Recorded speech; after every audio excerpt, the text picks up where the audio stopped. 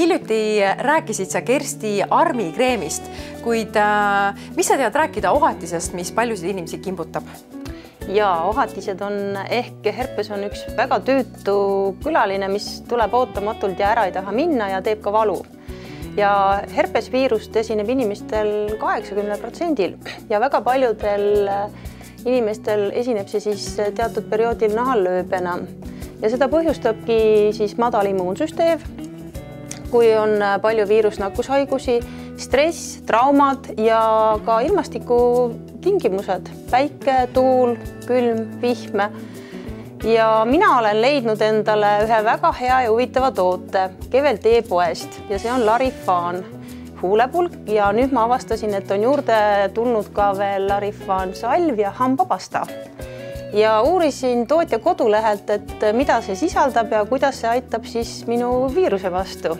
Larifaanil on toimeaineks 2-ahelaline ribonukleiinhape ja sellel on nahka ja limaskesta viirustest kaitsev toime, sealhulgas ka herpesviirus. Mul on isiklik hea kogemus Larifaan huulepulgaga ja just sel momendil, kui see herpes hakkas mulle huule peale tekkima ja kasutasin aktiivselt päeva jooksul 3-4 korda kindlasti ja toime oli hästi positiivne, et ei tekkinud villid, sest need villid on just hästi nakkusohtlikud ja sellega me võime seda herpest ka mujale endal kanda. Ja väga hästi niisutas huulepulk ja jättis huuled pehmeks ja samas leevendas ka seda herpesega kaasnevat valu. Sa mainisid ka teisi Larifaan tooteid. Tead sa nendest rääkida?